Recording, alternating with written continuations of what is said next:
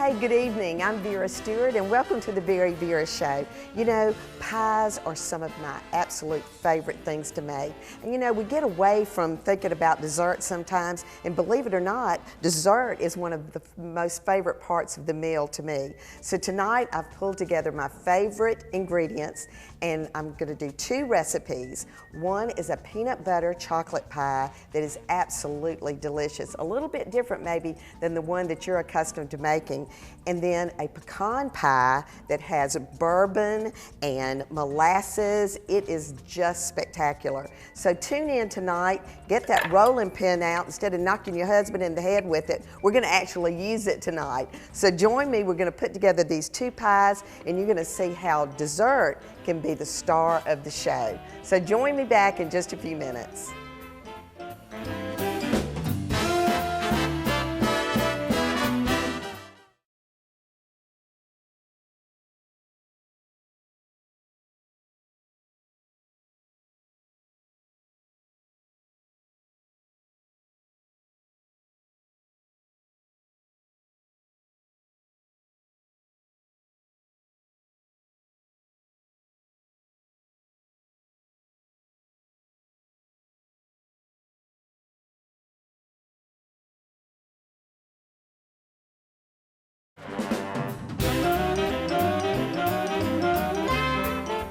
Welcome back.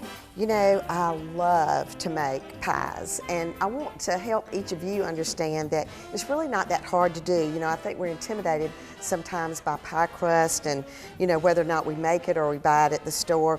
So what I'm trying to hopefully encourage each of you to do is to understand that wouldn't it be great to be able to say that you made the entire dish from the crust all the way through to the topping that goes with it. It's very simple, and I've kind of added a little special twist to this tonight. So the pie crust for the pecan pie, I've got flour and confectioner's sugar and a little bit of kosher salt in the bowl. And then what I've done is I took 7 tablespoons of unsalted butter and basically just cut it into little strips, and then I've individually cut each of those into little blocks. And I've kept this in the refrigerator until just before we were ready to start just now, so it would stay good and cold. So I know you've read in recipes before for this that you're supposed to get it blended until it looks like coarse meal. And of course, when I was taking home ec in high school, we always had the pastry blender, but you can do this easily with 2 knives, and all you're doing really is just incorporating the butter into the flour. Or another way that works really well is, I'm sure everybody has a wire whisk. You can just take that and just start chopping that butter around until it's going to get incorporated into the flour.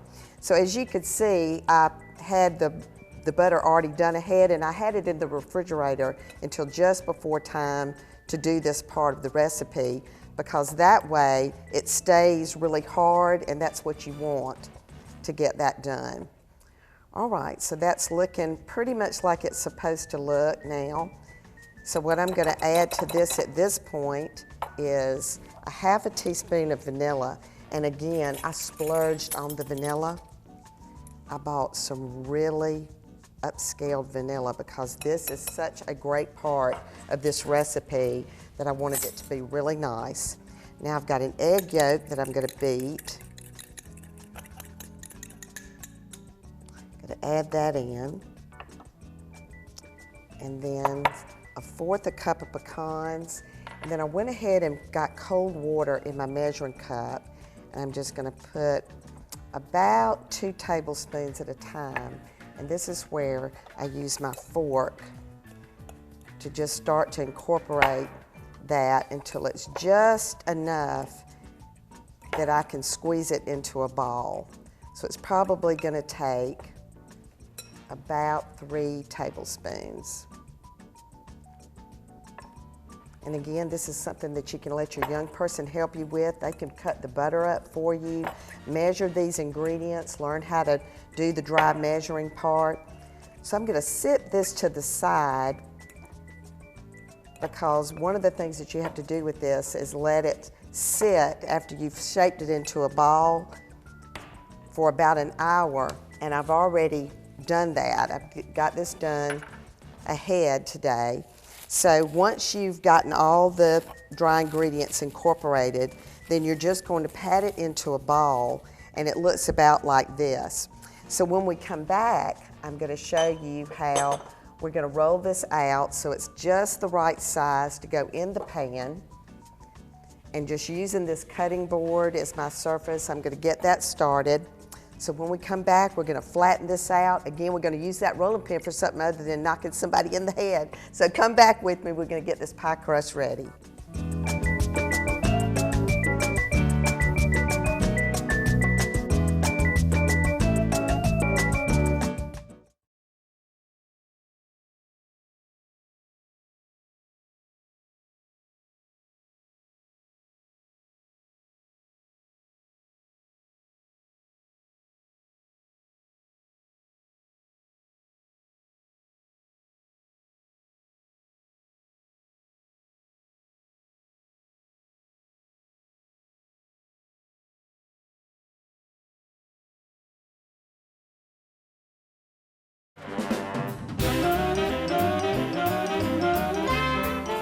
Alrighty, while we were gone, I got the ball that I was done already made and it's ready to go, and this one can actually go in the refrigerator now for another time. But I want to encourage you when you're making pie crust to go ahead and make two while you're doing it, because that one can freeze and it'll be great for the next time you get ready to do this. But this has been refrigerated for about an hour, and it's already in a circle formation. So I want to take my rolling pin, and you just want to lightly dust it with flour. And if you'll roll with a nice force, you know, to put some pressure on it and do it kind of in a circular motion, it's going to be in the right shape. And I like to stop about halfway there and just make sure my flour is where it needs to be. Put a little bit more. And isn't this an interesting dough with the pecans in it? That's why I really love this recipe, because it's really showcasing the pecans not only in the pie itself, but also in the crust. These make actually really great little tarts as well. Okay, so let me get my pie plate and see if we've got about the right amount. It looks like it's almost perfect. So I'm going to just get my hands up under here. I'm going to lift it onto the pie pan. I'm going to get rid of this cutting board just a minute so we can see what we're doing here. And you want to make sure that you've got it evenly placed in the pan, and just kind of take the edges and make sure you've got that all the way around really good. And there's several different things that you can do at this point. You can either take a knife and just cut off the pieces that are over the edge. You can take a fork and crimp it all the way around. Or what I like to do is just take my index finger and my thumb and the index finger on the other hand and just kind of make a nice little country crust all the way around the outside. And that really cooks up really nice when you do that. All right, so I might, just for the purpose of showing you, I'm going to take the edge of my fork and get the excess off of that. And then a quicker method is just to crimp the edges. So we'll let this be halfway one way and half the other. All right, now for these delicious pecans. And these are actually some that I had in the freezer, and these things freeze so well. So what you want to do is take the pecans and go around the edges, because this is part of what will show when it comes out of the oven. And this recipe, one of the reasons I love this with the molasses and bourbon, it almost gives it kind of a smoky flavor. It's a little, most people make their pecan pies with Karo syrup, and because I've used molasses in this recipe, it is going to kind of have a little bit, it's going to be just as sticky as it would have been if you'd used the Karo syrup, but that molasses and bourbon is going to give it a really nice smoky flavor. All right, so this is the part that's going to show, and then we want to do about 2 cups. So I'm going to just take my hand and just fill the center of the cavity with the pecans. Just get all that covered up. And now the insides is what is so great. And this is the bourbon and the molasses and the vanilla. I'm going to add to that 4 eggs that I'm going to just beat real quick with this fork. We've got melted butter and a cup of sugar.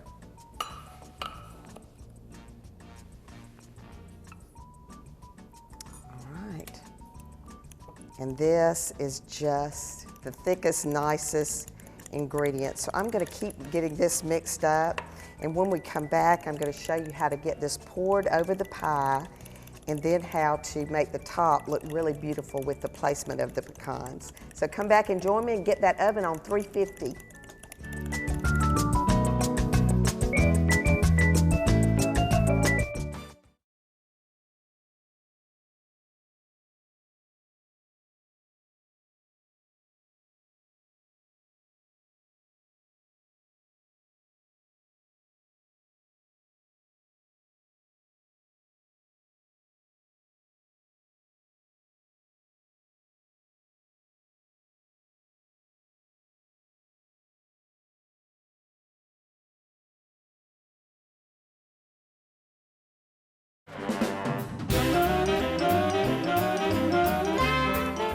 Welcome back.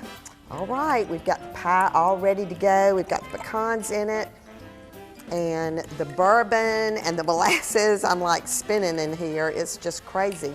And when was the last time you had molasses? You know, we were talking earlier about people used to put that on biscuits, but we're putting it in a pecan pie today, and it's going to make it very smoky, rich, gooey. It's going to be awesome. So I've got all of this mixed up.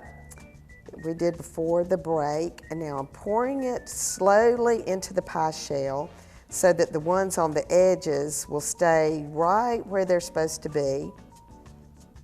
And remember, we put pecans in this pie crust, so it's going to be a little oily when it bakes. So I've got a sheet pan in front of me that I'm going to put on it before we put it in the oven.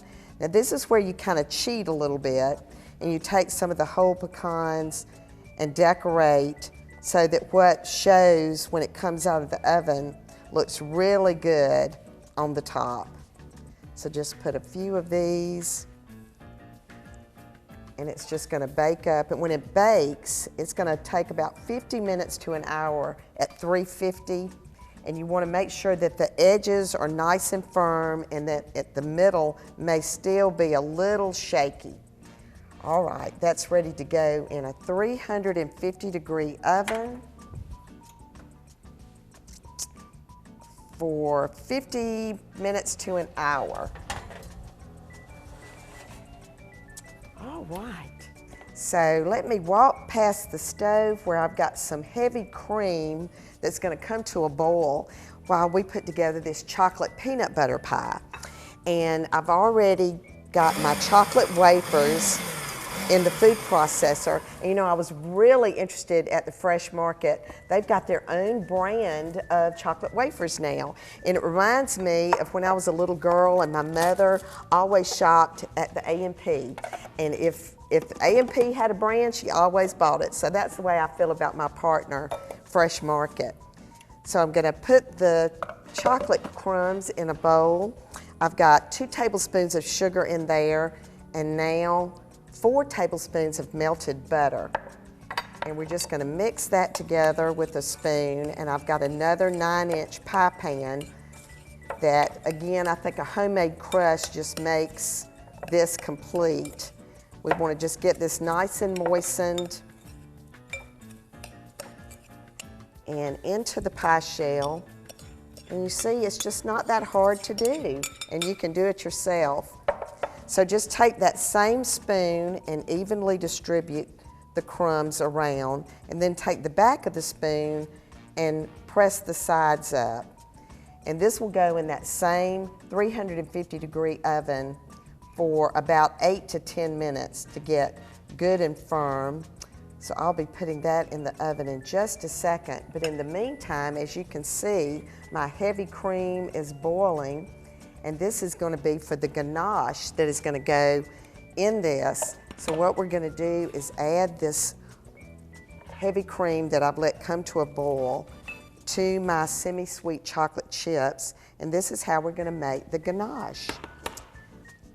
And this just will stir up and it'll just be really, really nice. And this is going to go in the center of this crust before we put the peanut butter filling. So come back with me after the break. I'll get the steps of this going, and we're going to have some wonderful chocolate and pecan pies to look forward to.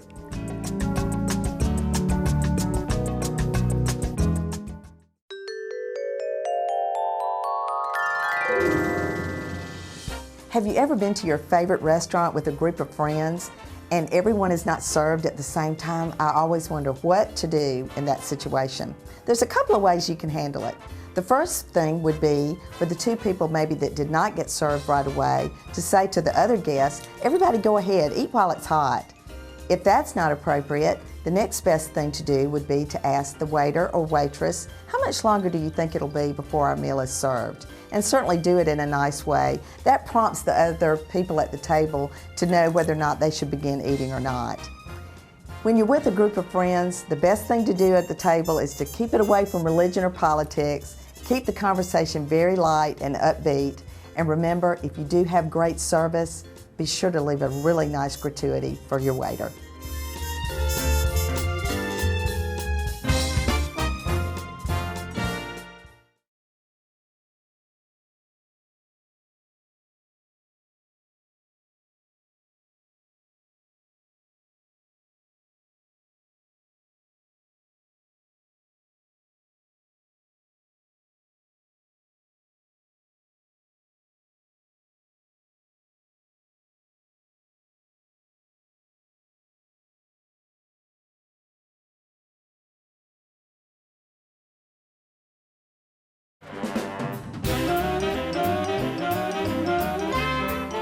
Welcome back, and everything in this kitchen is just amazing right now. From the way Three Monkeys is decorated today, I just love the blue and the yellow. It just kind of introduces spring, although it's just right around the corner. And then these pies are just amazing. And as we went to the break, I had started the ganache. The crust came out of the oven. I've poured the ganache that we did with the semi-sweet chocolate and cream in the pan.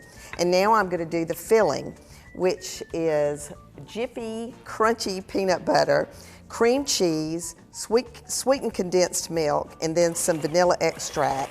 So I'm just going to mix that up, and I've let everything come to room temperature so that it'll mix well. But again, if you don't like the peanuts in it, chunky, you can do just the creamy peanut butter, but I just happen to like the crunchy.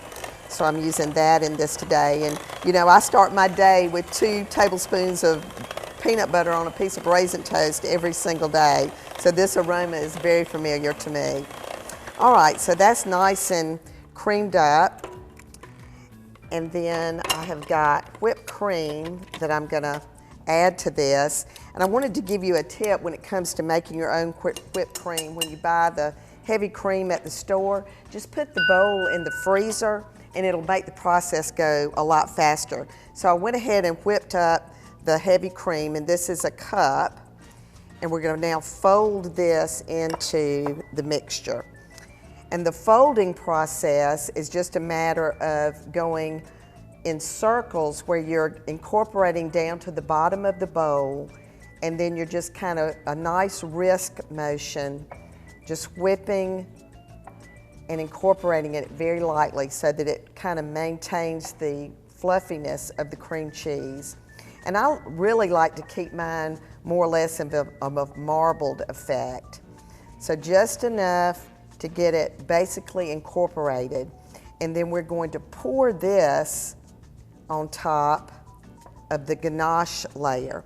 So when you get ready to slice this, you're going to be able to see a nice differentiation between this layer and the layer of ganache. And there's nothing better to me than the combination of the two, peanut butter and chocolate. All right, so I'm just gonna whip this around. And I actually got one done ahead of time so that I could show you the final process. So this one is complete. It's been back in the refrigerator and has gotten firm again. And now the other cup of cream I whipped, and I've added to that a teaspoon of vanilla. And now this is going to be the topping. So you can either spread it on, or you could whip it a lot firmer than this and pipe it on the top. But the garnish is going to be so attractive on here that it's really not necessary to do the whole piping process. So I'm just going to basically ice the top with the whipped cream. Then I saved back 2 tablespoons of the ganache, and I've let that sit down in some warm water to stay kind of pliable. And I'm going to take some peanuts whole, and these are actually those wonderful Virginia salted peanuts that I just love. I'm going to put those on top. All right, and then I'm just going to drizzle some of the ganache just with my spoon, just kind of randomly go across, getting a little bit on the cutting board that I can use my finger with in a few minutes. But this just makes such a pretty pie. And a little bit of this goes quite a long way. So, like I said, let dessert be the star of the show, and don't worry about how big the slice is. So as you can see, we've got a wonderful pecan pie, nice and juicy, nice and thick, a beautiful peanut butter pie. So try these recipes as we enter into spring. Just make the star of the show the dessert. A little bitty slice won't hurt you. So just hope you'll try these recipes. They're really delicious, wonderful. And just remember, whatever you do, do it in good taste. And join me back here next Saturday night at 6 o'clock.